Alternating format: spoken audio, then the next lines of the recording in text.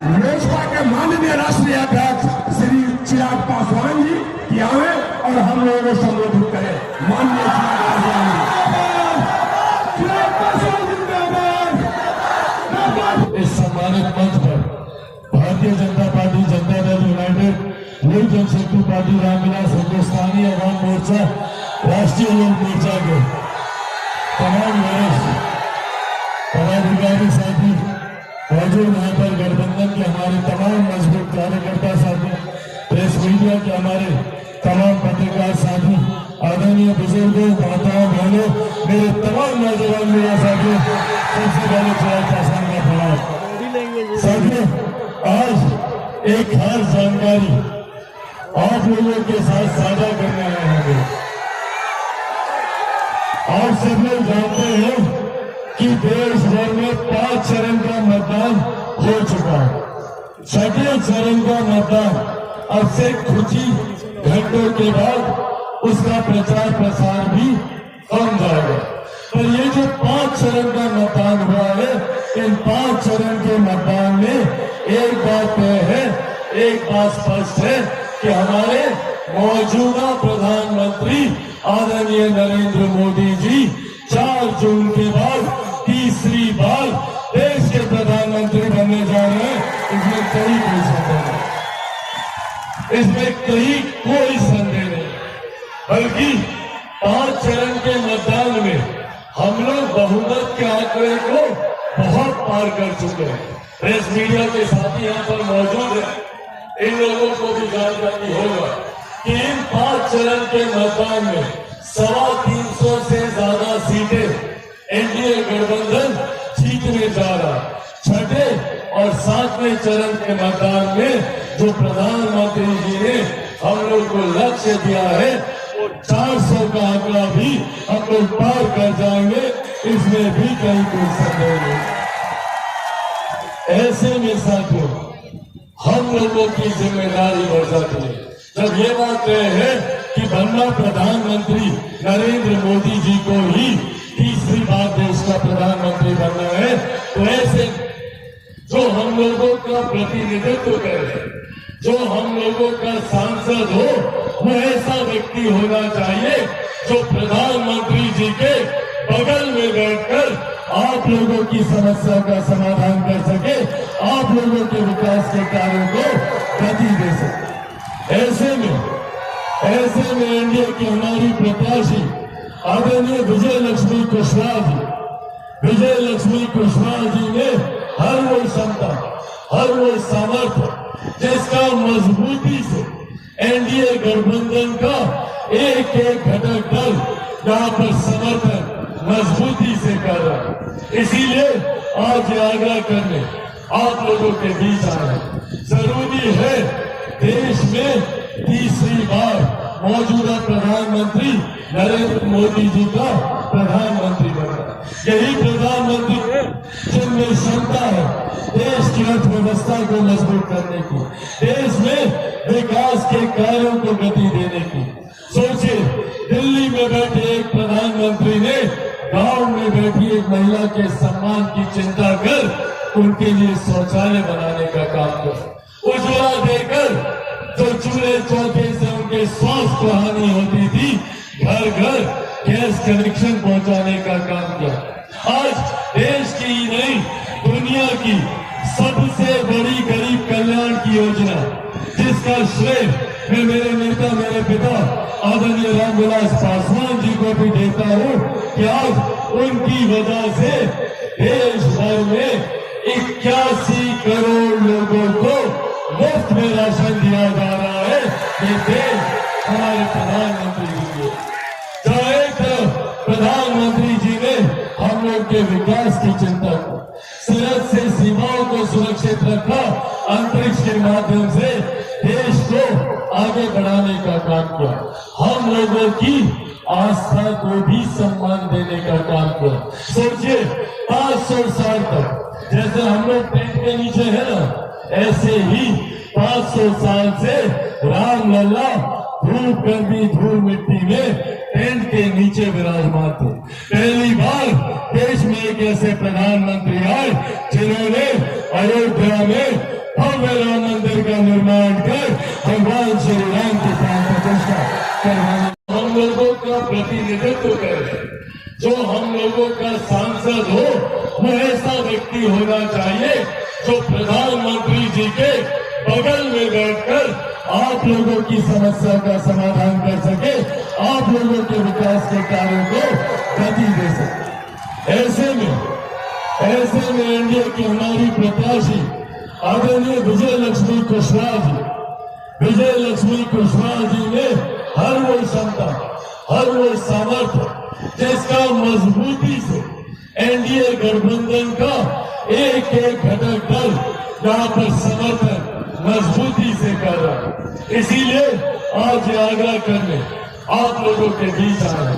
जरूरी है देश में तीसरी बार मौजूदा प्रधानमंत्री नरेंद्र मोदी जी का प्रधानमंत्री बनना। यही प्रधानमंत्री जिनमें क्षमता है देश की अर्थव्यवस्था को मजबूत करने की, देश में विकास के कार्यों को गति देने की। सोचिए, दिल्ली में बैठे एक प्रधानमंत्री ने गांव में बैठी एक महिला के सम्मान की चिंता कर उनके लिए शौचालय बनाने का काम कर, उज्ज्वला देकर जो चूल्हे चौके से उनके स्वास्थ्य को हानि होती थी घर घर गैस कनेक्शन पहुंचाने का काम किया।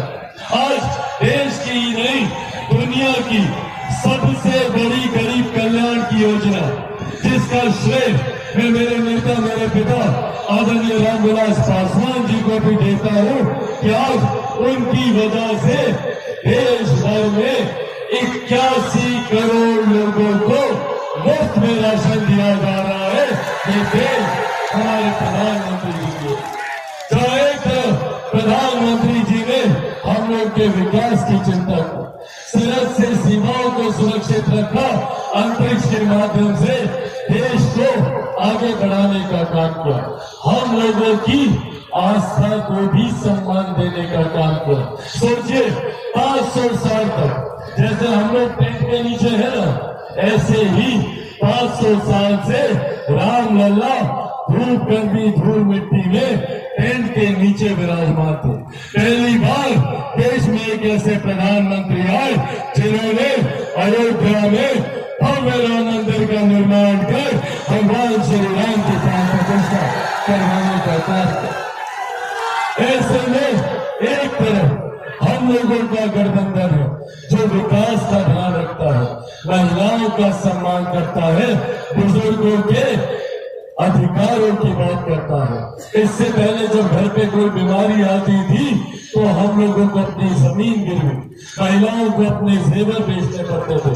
पर आज हमारे प्रधानमंत्री ने इतनी व्यवस्था कर दी है कि आयुष्मान के माध्यम से भगवान न करे पर अगर घर पे कोई बीमारी आती है तो 5-5 लाख रुपए का मुफ्त इलाज कराने का प्रावधान भी हमारी केंद्र सरकार के द्वारा किया गया।